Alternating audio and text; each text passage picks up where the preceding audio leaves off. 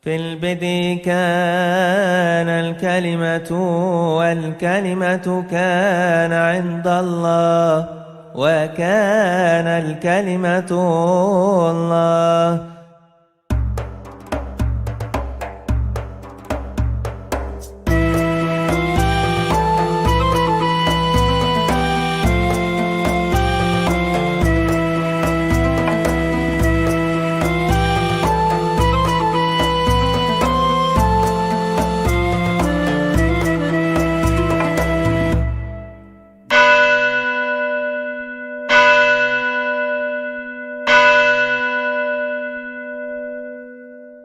Shalom alaikum Besem Hamasya.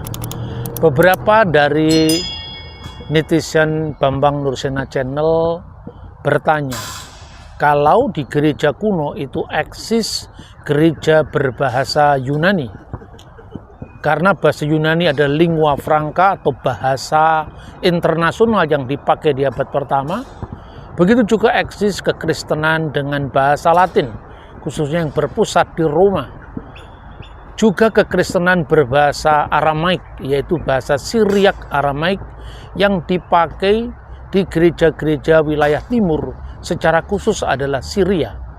Mengapa justru kekristenan yang pertama tumbuh di Yerusalem tidak eksis lagi yang berbahasa Ibrani?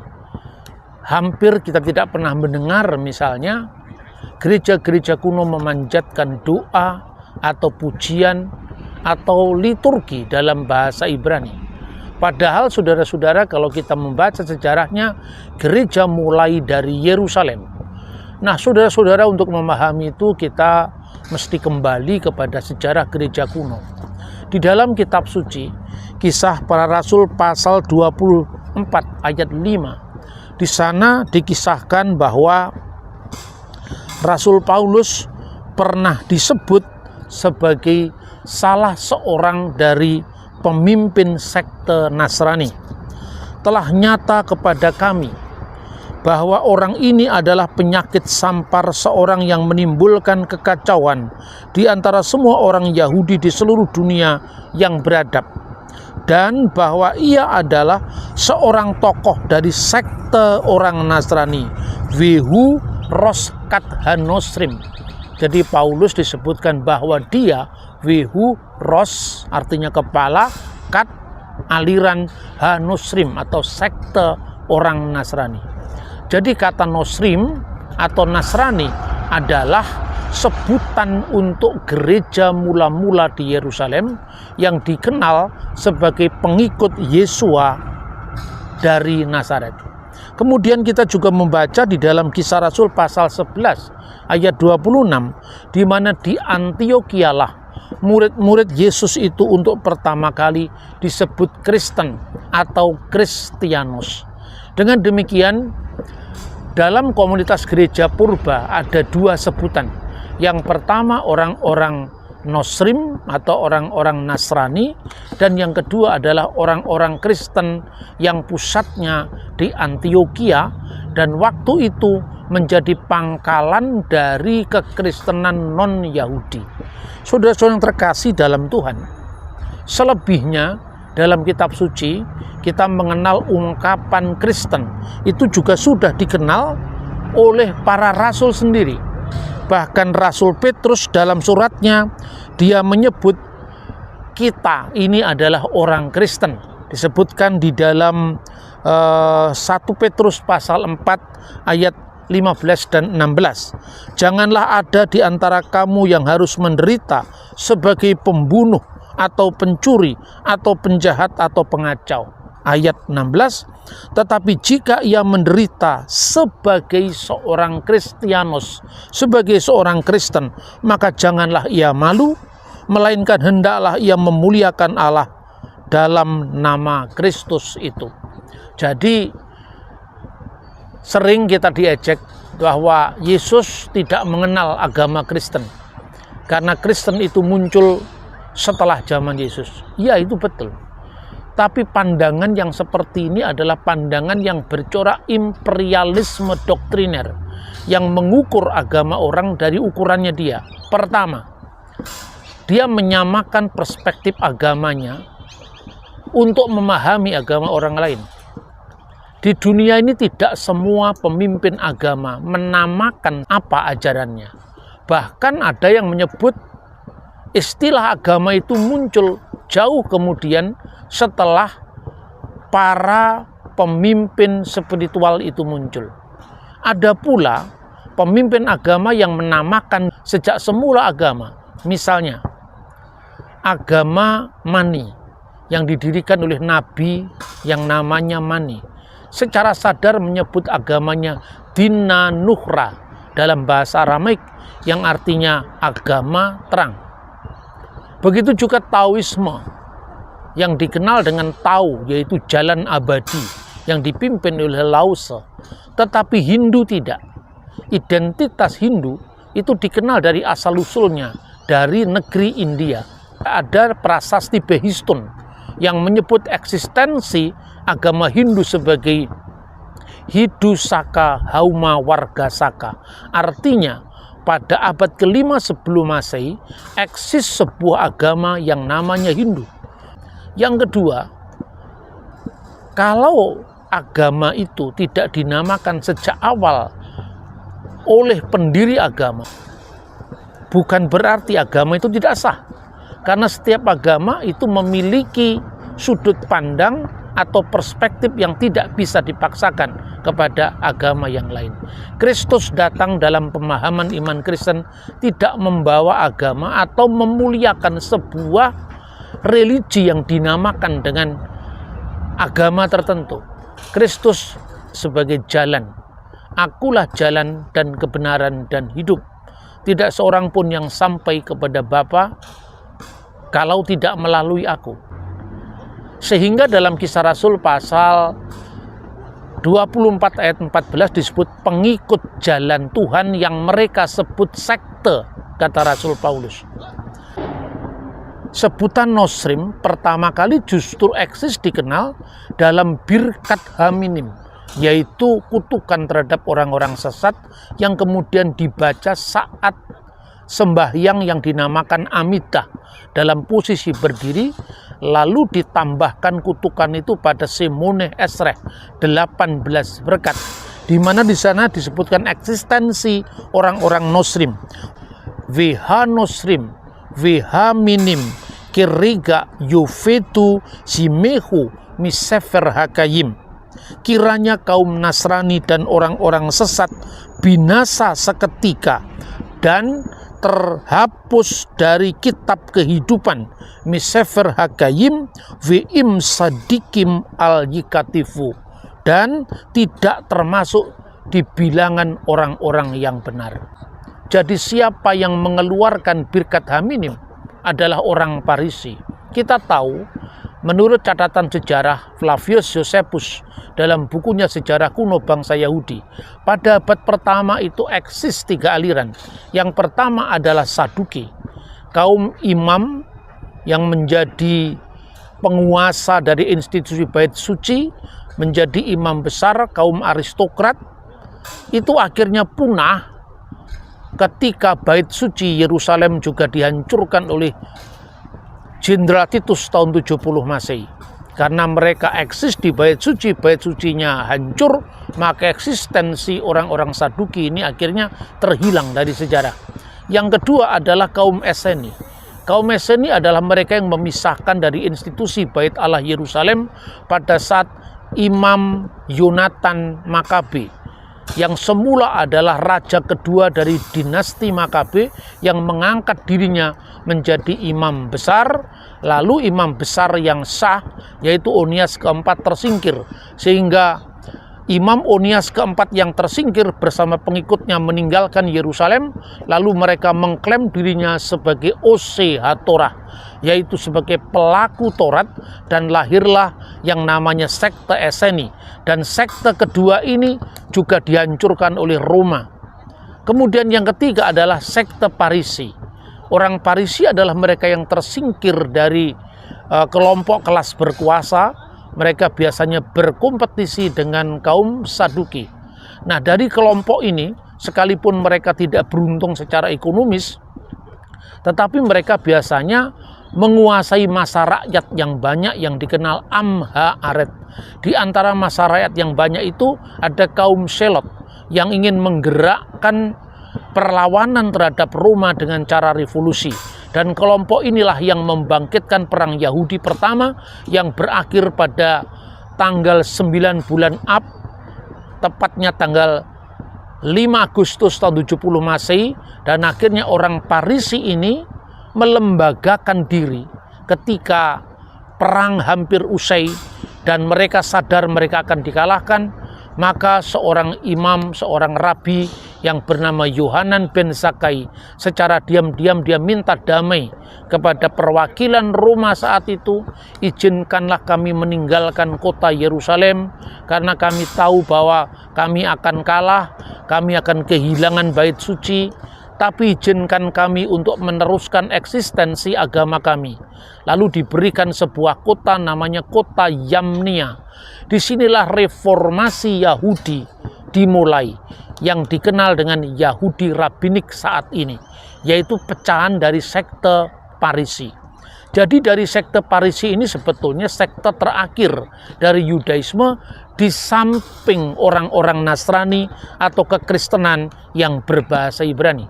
Tapi bagaimana kekristenan yang berbahasa Ibrani ini punah? Kisah Rasul pasal 6 ayat 1 menyebut eksistensi orang-orang Yahudi yang berbahasa Yunani, yang dibedakan dengan orang Yunani dan orang-orang Ibrani. Orang-orang Ibrani adalah gereja Yerusalem yang memakai bahasa Ibrani atau bahasa Aram. Sementara yang disebut dengan orang-orang Yahudi berbahasa Yunani adalah orang-orang Yahudi diaspora yang pusatnya saat itu di Alexandria. Keduanya ini eksis sebagai pendukung gereja di Yerusalem yang dibedakan dengan gereja Antioquia yang mayoritas adalah orang-orang Goyim atau bangsa-bangsa lain non-Yahudi. Nah saudara-saudara, masih ada perang lagi yang digerakkan oleh kelompok Selot ini, yaitu perang Yahudi kedua yang dikenal dengan perang Bar Kokhba.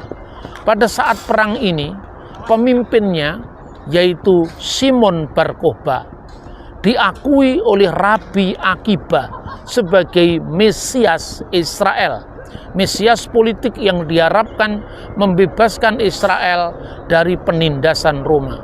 Mereka sempat melancarkan perang Yahudi kedua antara tahun 130-an sampai dengan tahun 132 mereka menang. Dan antara tahun 132 sampai tahun 135 mereka sempat berjaya sebagai kerajaan merdeka yang dipimpin oleh Simon Bar Kokhba. Simon ini sempat menerbitkan mata uang yang di dalam mata uang itu ada gambarnya Yerusalem yang akan dibangun kembali bait suci, dan ada tulisan Lehorot Yerusalem, demi pembebasan Yerusalem.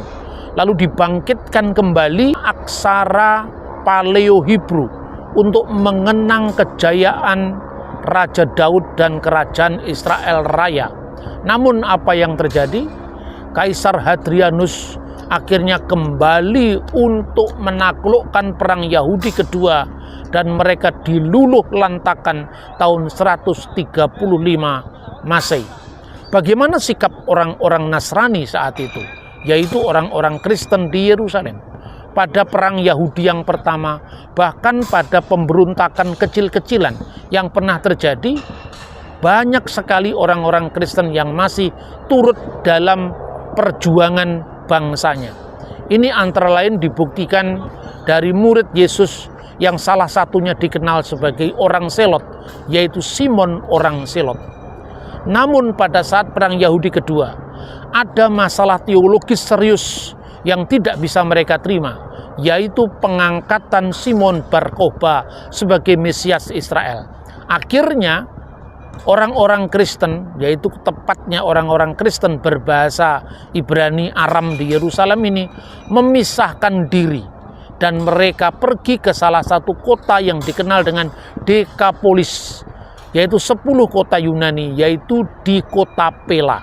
Di sanalah mereka meneruskan eksistensi aliran Nasrani atau gereja mula-mula yang berbahasa Ibrani ini.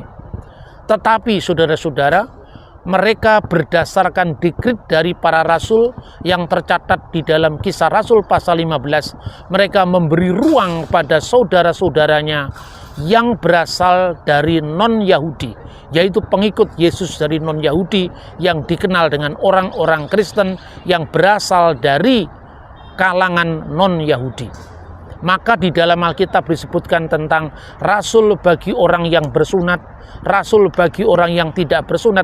Ini sah berdasarkan dekrit para rasul yang dicatat dalam Kisah Rasul pasal 15. Setelah Hadrianus menghancurkan pemberontakan Bar Kokhba, ada kebijakan politik yang dilakukan. Yang pertama, orang-orang Yahudi seluruhnya dilarang untuk tinggal di kota Yerusalem.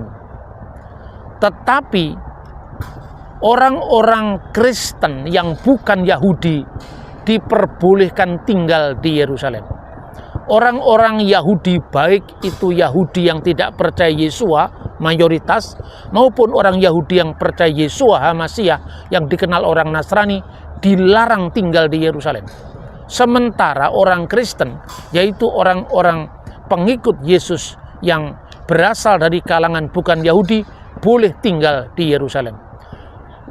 Yang kedua, nama Yerusalem sendiri dihapuskan dari sejarah, digantikan dengan nama Aelia Capitolina, dan kota ini dipersembahkan kepada dewa Jupiter. Sampai zamannya penaklukan Islam, ketika Umar bin Khattab tetap menyebut nama kota ini dengan nama pagan, bukan Yerusalem, tapi nama pagan kota Ilia yang berasal dari Aelia Capitolina. Yang kedua, nama Israel harus dihapuskan dari sejarah umat manusia. Nama itu kemudian diganti dengan Syria Palestina ketika Hadrianus menggabungkan dua provinsi, yaitu provinsi Syria dan provinsi Yudea yang disebut dengan nama baru, yaitu Syria Palestina. Sejak saat itu, penulis-penulis dalam bahasa Latin, bahasa Yunani menyebut Israel tidak lagi Eretz Israel, tidak lagi negara Israel, tanah Israel, tapi menyebutnya dengan Palestina. Nah, saudara-saudara, inilah bibit perpecahan antara orang-orang Yahudi dan orang Kristen. Mengapa? Karena orang Yahudi tidak boleh tinggal di Yerusalem, sementara orang Kristen non-Yahudi boleh tinggal di Yerusalem. Pada kira-kira akhir abad kedua, muncul lagi pecahan dari gereja Nasrani di Yerusalem ini yang dikenal dengan kelompok Ebionit. Kelompok ini tidak mewakili Kristen, tapi pecahan dari gereja Kristen. Mereka menolak Rasul Paulus. Tapi ingat, ini bukan kelompok Nasrani yang menolak Rasul Paulus. Yang menolak Rasul Paulus adalah sekte Ebionit, yang adalah pecahan dari Nasrani. Sementara orang Nasrani ini sebagian besar mengikuti gereja-gereja yurisdiksi sah yang lain. Misalnya ada kebanyakan memasuki gereja Ortodoks Syria, yaitu gereja Antioquia Purba. Kenapa mereka tertampung di gereja Syria? Karena setelah Petrus meninggalkan kota Antioquia dan berangkat ke Roma, menurut catatan sejarah gereja kuno, dia meninggalkan dua murid. Murid yang pertama yang bernama Evodius, yang diangkat sebagai episkop atau uskup untuk mereka yang berlatar belakang non-Yahudi. Sementara Ignatius diangkat sebagai episkop bagi mereka yang 20% saat itu tinggal di Antioquia, itu orang-orang Yahudi. Dan pembagian ini sudah ada di zaman para rasul, yaitu Kisah Rasul pasal 15, termasuk dalam surat Galatia, di mana ada pembagian rasul bagi orang-orang bersunat, artinya orang-orang Yahudi, dan rasul bagi orang yang tidak bersunat, yaitu non-Yahudi. Bagi gereja Yerusalem tunduk kepada hukum Musa yang dikenal Misvot Moshe, yaitu yang dikenal lebih lengkap adalah dalam sistematika para rabi Hataryak Misfot Mose, 613 hukum Musa. Ini perumusan kemudian setelah zaman Yesus. Sementara mereka yang berada di lingkungan Goyim atau non-Yahudi berlaku Sefa Misfot Bene Noah, 7 hukum Nuh yang dirumuskan dalam Kisah Para Rasul jadi 4 saja, yaitu menjauhi makanan yang dipersembahkan kepada berhala, lalu menjauhi percabulan, binatang yang mati dicekik, dan dari darah. Ini adalah bentuk dari hukum Nuh yang berlaku bagi mereka yang non-Yahudi. Ketika Petrus meninggalkan Antiokhia, kemudian pembagian menjadi 2 kelompok ini terus dilakukan, terus diindahkan, sampai kemudian Ignatius sekitar sebelum tahun 100 Masehi, sebelum kemartirannya di Roma tahun 107, dia telah memperkenalkan istilah gereja yang satu, kudus, katolik, dan apostolik. Gereja yang satu, gereja yang kudus, gereja yang gereja yang rasuli. Kanisah wahidah muqaddasah jami'ah rasuliyah. Inilah yang kita kenal dengan aku percaya akan satu gereja yang kudus, katolik, dan apostolik sampai hari ini. Dan sejak saat itu gereja yang berbahasa Ibrani ini lambat laun mengikuti gereja-gereja yang berada di yurisdiksi Antiokhia, yurisdiksi Alexandria, yurisdiksi Konstantinopel. Sementara yang di Yerusalem, karena tidak diperbolehkan lagi orang Yahudi tinggal di Yerusalem, termasuk orang-orang Yahudi yang percaya Yeshua HaMasiah, maka sejak abad kedua, patriark-patriark Yerusalem diangkat dari orang-orang Yunani. Mengapa orang-orang Yunani? Karena orang Yahudi tidak boleh lagi tinggal di Yerusalem. Sampai nanti munculnya Edik Milan kebebasan beragama tahun 313, dan jadilah kekristenan dengan 5 pusat yurisdiksi gereja: Yerusalem, Antiokhia, Roma, Konstantinopel, dan Alexandria.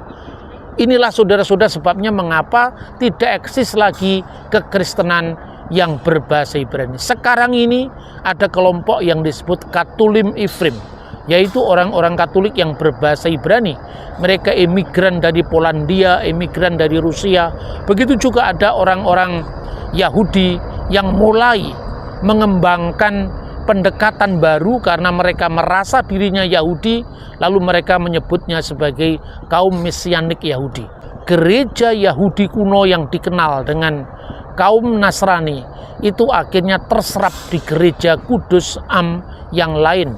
Terbukti eksistensi liturgi Rasul Yakobus yang dipakai di Yerusalem sampai hari ini masih dilantunkan, masih dilaksanakan dalam bahasa Aramaik di gereja Ortodoks Syria setiap minggu.